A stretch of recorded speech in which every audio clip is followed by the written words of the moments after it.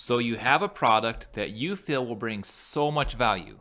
In fact, you've put your heart and soul into developing this product. It is the best thing since sliced bread. You've created something that you know your customers will want. So what is a fair price? What should you charge? Well, in today's podcast, we're going to break this down and we're going to talk about how to price so that your customers will buy and you will feel good charging what you charge. So welcome to another episode of the eCreate Biz podcast.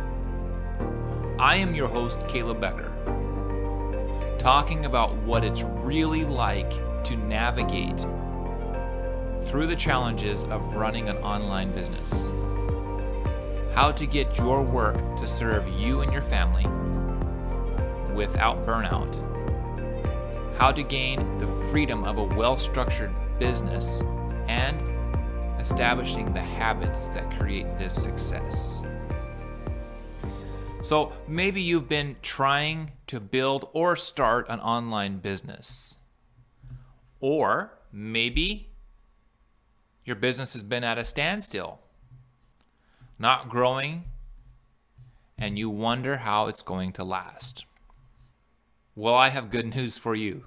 I'm giving away a great resource. It's called the Fast Profitable Online Business Guide. It's an 11-page PDF that covers the 3 building blocks of an online business and how to avoid common mistakes. You can get this guide today for free. All you got to do is go to ecreatebiz.com/guide. That's GUIDE.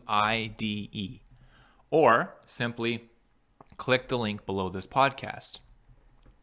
That's ecreatebiz.com/guide, GUIDE, or click the link below this podcast to get your free business guide.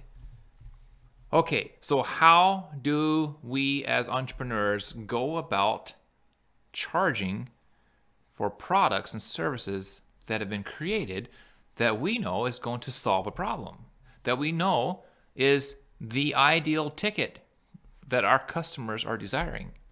How do we go about charging?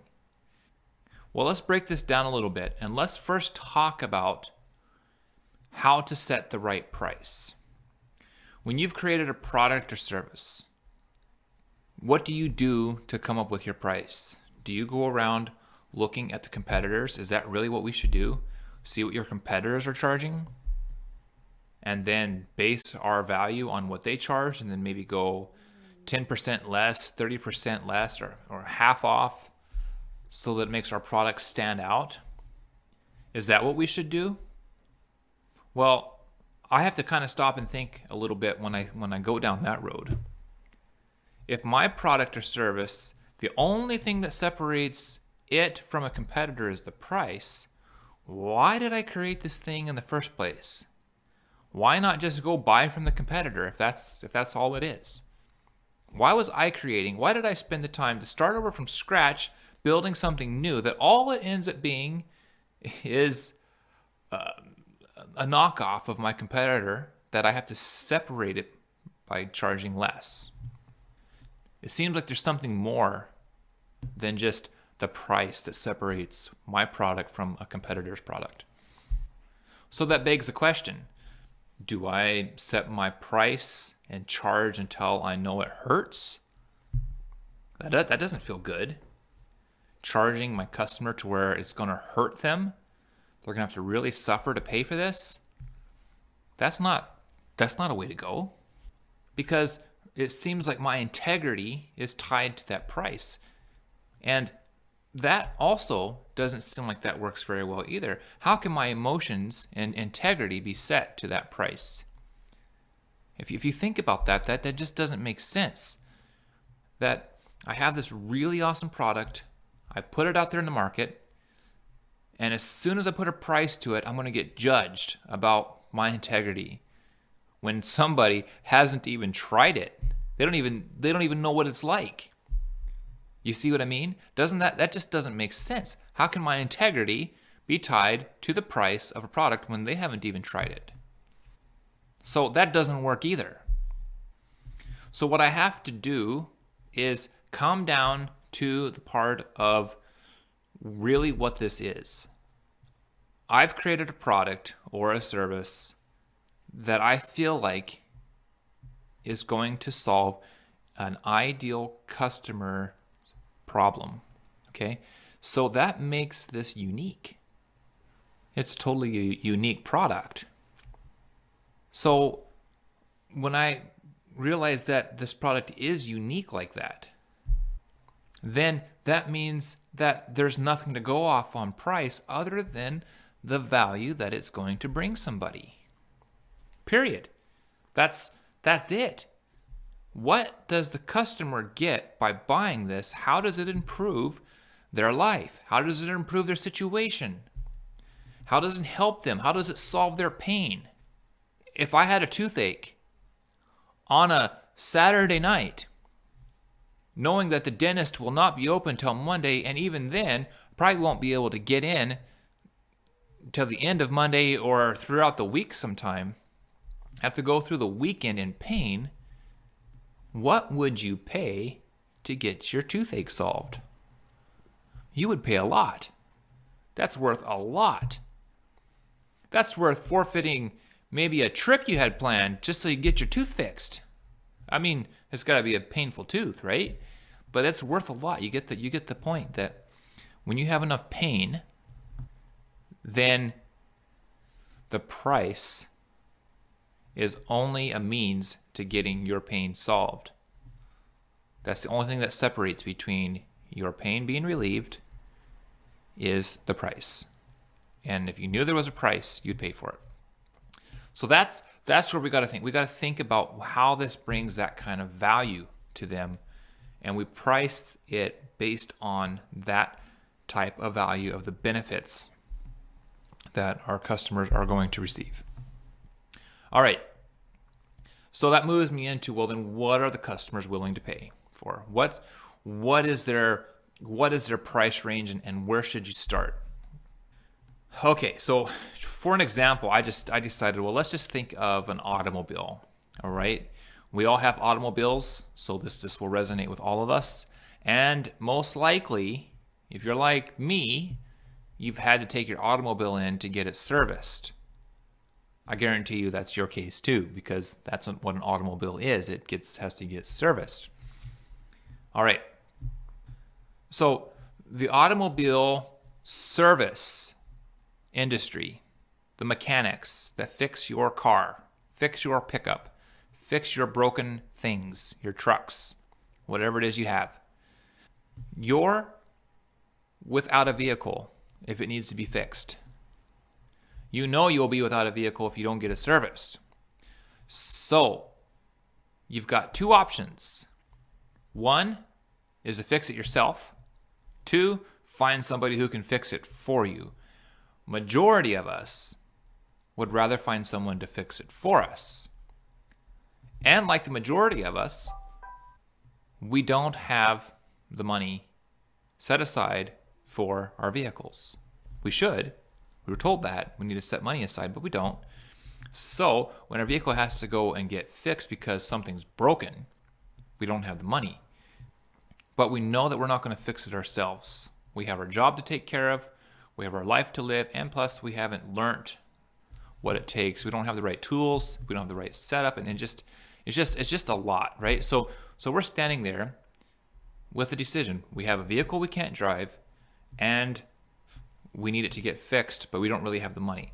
So in this case, right now, for you to find a mechanic to look it over and to say, yes, I'll fix this, really just stay with me here for this one. In some ways, that price really is irrelevant because you're not looking for a price. You're looking for a fixed vehicle. If they say this is going to be $500, what do you have to judge that towards? $500, okay? I had to tow it over here to get it to the shop. I'm not going to tow it over to another shop just to get a price check. So the $500 in this case is irrelevant to you as a customer. The mechanics now, that $500 is probably a book price. They've probably got some kind of quoting system that they've developed.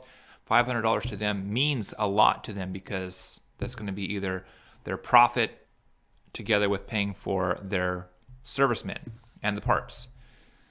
So for you, it's irrelevant. I want my car. How much do you really want your car? Do you want to drive your car for $500? If you do, I'll fix it for you and you'll be able to drive your car. So from us as a customer, do I really want that car? If I have another car that I can drive and I can just park this one to the side, then so be it. I can drive another car and not fix the other one.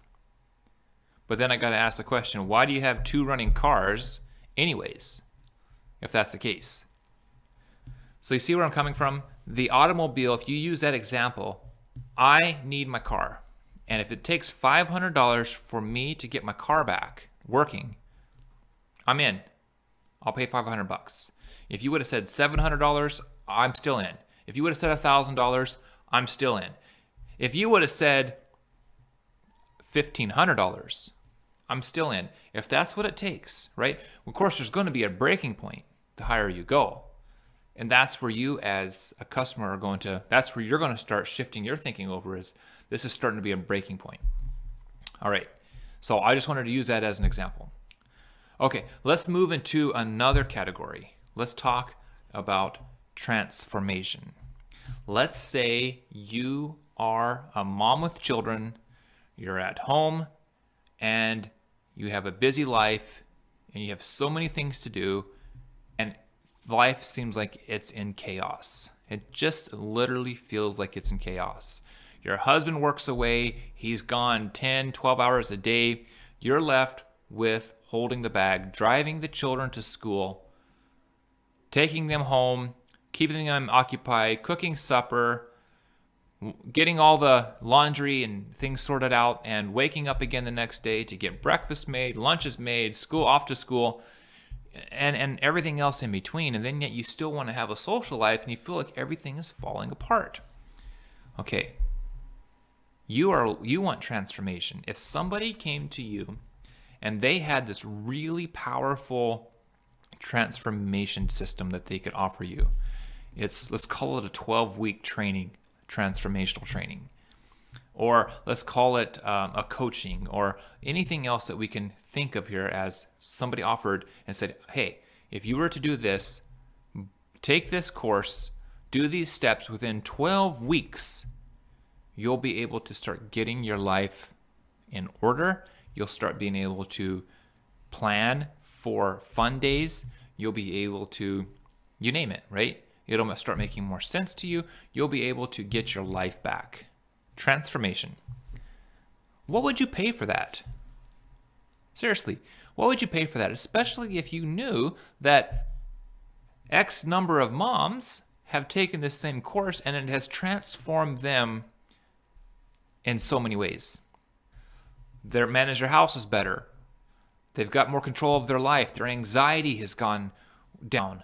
They look at life now with a brighter outlook. Their marriage is better. Their relationship with their children is better. They have time to actually go and do fun things. They have time to go to their friend's house for coffee or tea or to sit and visit because they've got their work done. What would you pay for that? You see? What kind of cost would you pay to have that kind of transformation? And again, here it is. Right now, when someone comes to you and says, you just take this 12-week course for $397, would you do it? Of course you would. Because you have nothing to compare this with. You're saying, at this point in your mind as a customer, you're like, okay, if this is what it does, these are the benefits that I'll get for $397, I'm going to be able to be a new person in 12 weeks. I'm in. I'm all in. If they would have said $500, if they would have said $797, if they would have said $97.97, you're in. Who doesn't have another extra $500 to spend on some proven transformational system. So again, that's where you are. You're thinking of the value you're going to get. Your life is going to be so much better. So the price at this point from you as a customer is essentially, it's irrelevant. Because if you have the cash, if you can get the cash, and if you can pay that price, that's the only thing separating you between chaos, a life of peace. You're going to want to pay that price, and you're not going to be price checking, because this is a unique product that serves you uniquely. So you're all in. So you kind of see where we're coming at here with this. How much is the customer willing to pay? Well, the question is, how much value is it going to bring them? Okay, let's go on to the next part of this. The price, is it negotiable? Sorry, the price, is it negotiable? Did I say that right? Negotiable. There you go. I think that says it right. The price, is it negotiable? What do you think? No, it's not. It can't be. How can it be? Let's talk about this just a little bit. My price that I set is based on the research, the effort of knowing that it serves people well, and that this is the price for what I'm serving. This is the price that I'm selling it for. You've thought about all that, okay? Your price is the integrity of, not yourself, but it's the integrity of your service, okay? Before I told you that your price doesn't dictate your integrity, but the price does dictate the integrity of the offer, okay? Like, look at the offer as this structure. And when you have this structure here and you have this price, if you negotiate that price, it starts to make the structure not look very sound. It starts to make the structure look a little shaky, okay? Because you've thought together inside of your business of the value that this is going to bring. You've put it together. You've tested it. You've asked the questions. You've had others try it, and you realize that they are really getting real value. The mechanic, again, if we use that example, he says it's going to be $500 to fix your car. And then you as a customer, him haul around, and he says, well, it's going to be actually $450. Well, Beans, you're getting really upset. I'm going to say it's going to be $350. Oh, Beans, you're cussing me out and you're really upset. Then, we'll charge you $150. So then you as a customer are like, oh, maybe I just need to get more mad. Then I can get this thing for free. And then when you do that, you're going to be thinking, even if you did get it for free, you're like, man, I really pushed this guy around. He can't stand up to me. I wonder if he's really going to fix this car. So now you start to question the integrity of their service, right? So the value that you're bringing, that's what this price is based on. Let's not forget that. And remember, when you have the price set, then the only thing that's separating the customer from success or from getting the results is the price.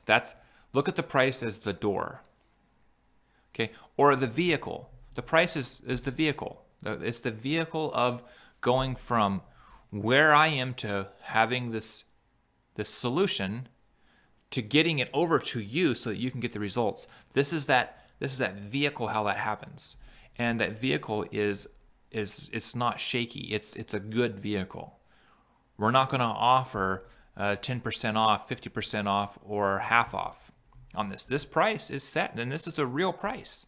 But what we can say is we've got so many people who are scheduled to come in. If you don't take us on this price right now and you leave with your car, then someone else is going to come in and fill the slot, and we won't be able to get to it till maybe next month. So there's a scarcity that comes in, or a fear of missing out, or a fear of not getting in. And then that's what you can start being able to play around with. Give them the sense of scarcity, not going down on your price. I wish I would have had learned this years ago when I was in my welding business. Oh, I could tell you so many mistakes. but I didn't. I didn't learn this aspect, and I did go down in price. And I'll tell you what, people kept pushing, and they'll push and they'll push, and it really starts to question my own integrity and what the business I was trying to offer was going to do for them. So again, when I say your price is not negotiable, that's really what I mean. It's not negotiable. If they say that's really expensive, they really would like to have it, but they just can't buy it, instead of going down, add another value to it. Add another bonus. Wash their car for free. Add another training video to their homemaking course. Give them something extra value. Give them a direct line where they can call you one time to talk about the product that they purchased from you for free. Just add more value instead of decreasing the price. Okay, so that's a lot. I'm just going to quick go over some of these highlight bullet points here of what we're talking about. So the first thing we talked about was how to set the right price. Not checking to make sure what our competitors are doing, not charging until it hurts, that your price is not tied to your own personal integrity, and that your product and service is unique. Okay, and then what are your customers willing to pay? So how do you set a price on value and results? So how will this actually help them? What are they going to actually be able to do with this? Think about that when we think of how much we can charge. And then the last one is that your price is not negotiable. It just isn't. It's just, it breaks up so many things in so many ways when we start coming down on our price. So I just want to end with this, that when we think of our business as being a problem solver, a solutions provider, that we go around finding solutions instead of this is a product or that this is a price tag. When we start doing that, we start being the problem solver, the solution finder, and we offer this to our customers. Then the price is simply the vehicle that it takes to get from not having it to getting results for the customer. And that's it. This is how you do it. This is how it works. Once you pay me this, here's the steps. This is when we get started, and this is what you'll get in the end. So that's it, my friends, today. So that's it. That's what I wanted to share with you today. I just wanted you to think about your prices, because I've had to do it myself. Just think about where you're going with it, and remember that, you need money. You got to be able to have a profit. At the end of the day, that's what this is all about. You've got to have a profit so you can stay in business, so that you can keep serving. So I know that you can do this. I know that you'll find the right price that works for you and your customers. And before you leave today, don't forget to grab the Fast, Profitable Online Business Guide so that you can implement it into your business today. You can get that at ecreatebiz.com/guide. That's GUIDE. Or simply click on the link below this podcast so that you can get your download right now today, all for free. That's it for today. I will see you in the next one.